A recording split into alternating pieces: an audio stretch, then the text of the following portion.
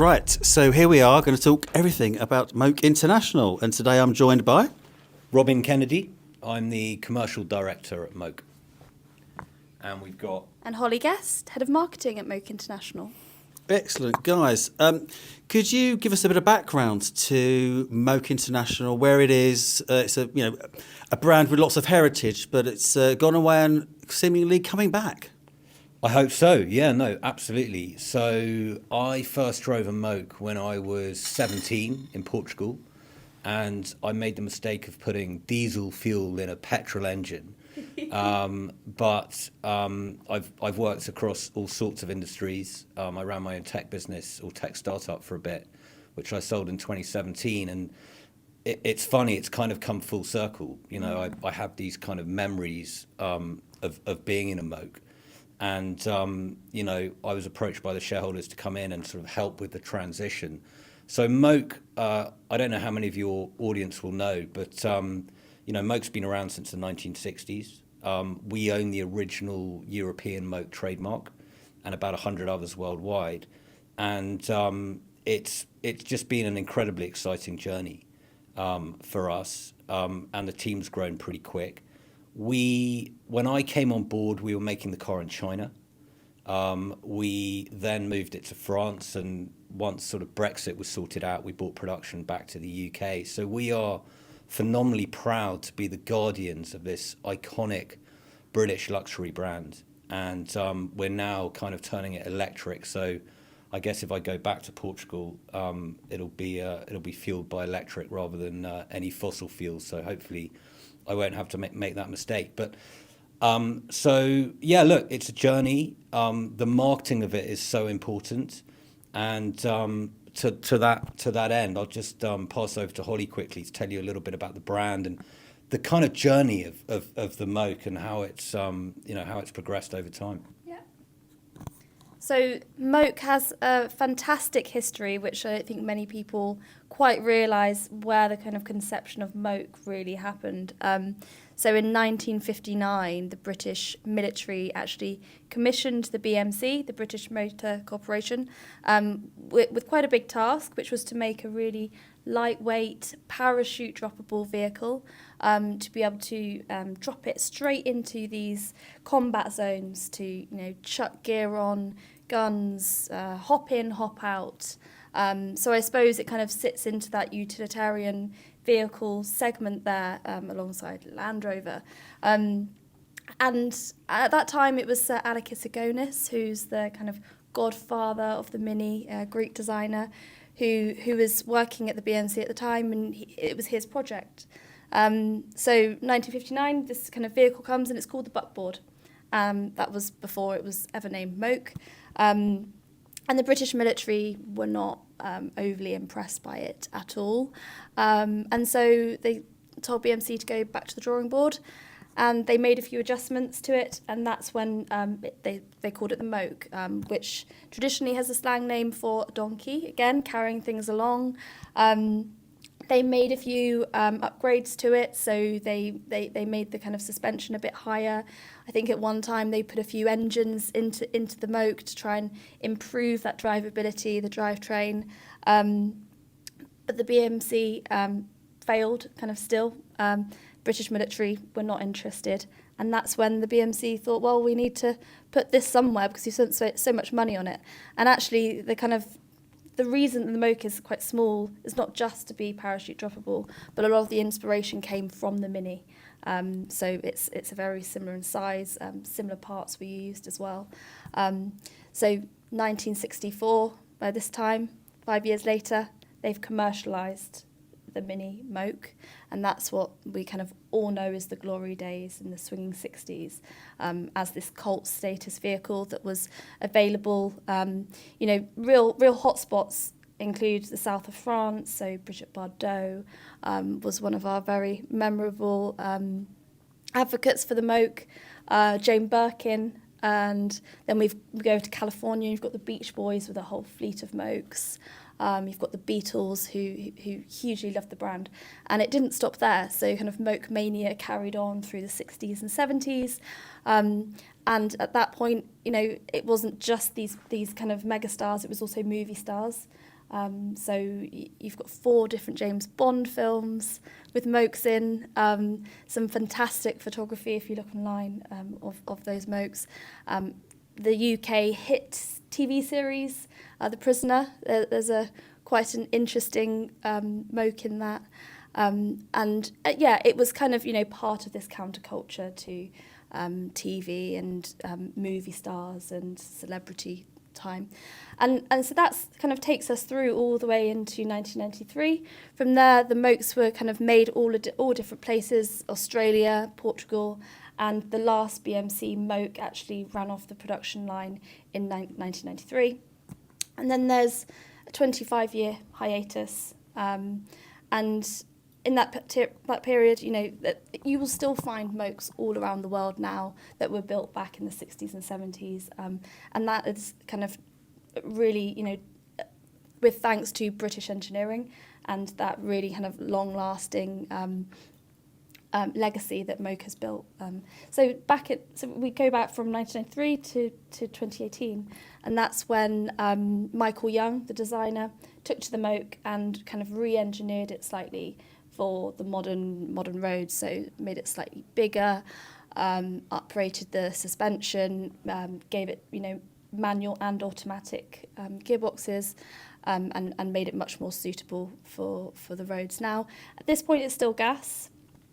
And then from then we've been selling the majority of those Mokes into the Caribbean. So we do call the Caribbean our kind of hub or our home. You will see plenty of, if you ever go on holiday to St. Bart's, you will see plenty of Mokes around the islands. It's the kind of perfect use case for a small island car. And from there we get to 2021 and Moke International has kind of put ICE vehicles on ice, and starts to work on the electric Moke. And that takes us to kind of where we are today. So 2022, we launched the electric Moke, and we believe that we're the first heritage automotive brand from the 60s to go 100% electric, which was no mean feat, I think, Robin.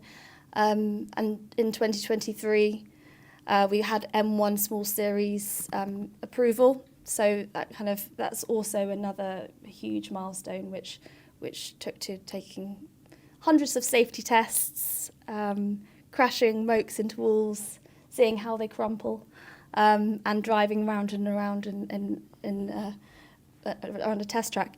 So that's kind of where we get to now, and we are now 100% electric, and that's kind of where our new legacy and our new electric era has started. And 100% electric, and also built in Northamptonshire as well, in the heart of the sort of automotive heart of the UK. Yeah, that's right. It was really important for us to bring production back to the UK, and we're building it only sort of 30 or 40 miles away from Longbridge, where the Mini and the Moke were first built. I think Ollie, what you're saying there is kind of testament to the fact that Moke is all about stories, and we've had this fantastic. We've had a fantastic time doing what we've done to date, but there's been this story that just keeps rolling effectively. And I guess I'm pleased to say that we are 100% electric because, I think most of the people listening here are, committed to an electric future.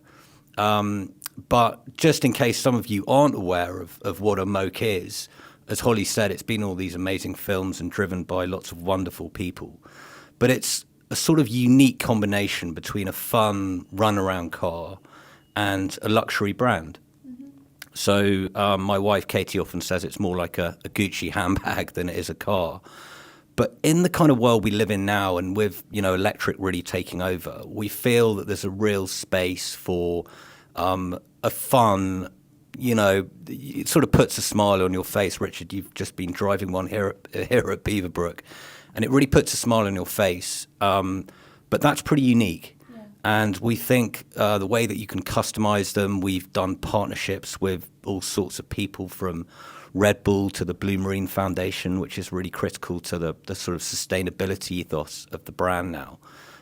It's really exciting, all the people we work with and how each of them can express their personality through the car, color mixes, customizations, etc. And it's just about having fun.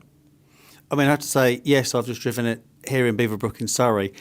In a traditional summer day, i.e. it is slightly raining, it's not teeming it down, but it's slightly raining. So we had the canvas roof on. And I have to say, yes, it's a bright orange Moke, and it still makes you smile. And just by driving around and people, just seeing me drive past them, little kids were, pointing to their parents and waving and stuff like that. So it does evoke, fun and sunshine with it from within. So you can just imagine what it'd be like driving down the promenade at Saint-Tropez or a nice proper sun-kissed venue, like the Caribbean or wherever. So it's definitely, and the fact that it's built in the UK, in the heart of, the Northamptonshire sort of heart of motorsport or motor racing and everything else like that, it's great to hear. So can you just talk me through some of the stats about the car as well? So it's not a car that, you're going to be struggling for, topping out the WLTP, etc., because it's not that sort of car. But what are the sort of stats of the vehicle itself? Yeah, and I'm really pleased you enjoyed it today, by the way, because it's places like Beaverbrook that really bring the Moke to life. And as I said, we try and launch in each territory with an exclusive hospitality or hotel partner, and we really enjoy building those partnerships. But to your point about the car itself, so range is about 45 to 80 miles. As you said, the WLTP range is 54 miles. It'll charge sort of to full in 4 hours, to 80% in 2 hours. And top speed of 50, which I feel is plenty. I don't know if you felt you needed any more oomph in the car today. No, I think I just about hit the 50 limiter a couple of times, but trust me, in the UK, with the sort of, I won't say wind in your hair because the roof was on, but it was or the rain in my face. But I think 50 is 50 is plenty. I think is the phrase is. 100%, and the to the point, it was a beautiful sunny day here when we all woke up this morning, but there was a little bit of rain. But one of my personal kind of pursuits is to have the Moke powered entirely by the sun. And I think, in this world that we live in, where, there are lots more electric vehicles, and I think all of us, here speaking and listening are big believers in electric. But, a lot of that electric power comes from fossil fuels. And so for us, because the Moke's so light, and to Holly's point about it originally being invented as a kind of military utility vehicle to be parachuted in behind enemy lines or whatever it was, the lightness of the car, I think, puts us in a really exciting place where potentially it could be one of the most sustainable and efficient electric vehicles on the planet. And Holly, I don't know if you want to say a bit more about sustainability and some of the stuff we've done with charities and actually the materials that we use in the car as well. Yeah, absolutely. I mean, I'll touch on the materials first of all. I think that everything is marine grade, so it's, we are at home at these beautiful destinations where it's going to get salty, it's going to get sandy. So everything you can kind of currently do is, everything in there is, you can wash it down from the radio to the speakers, to the seats. We are working on different options as well, but all with sustainability, at front and foremost. We also partner with the Blue Marine Foundation, who is a UK-based charity, but kind of lobbying to protect the world's oceans. So whether that's overfishing or doing beach cleans, there's a whole host of activities that the Blue Marine are doing, and that's just making sure that we are being really conscious of these beautiful places that we have most of our vehicles in, to make sure that we can keep the air clean, not just by going electric. It's not just a box ticking exercise there.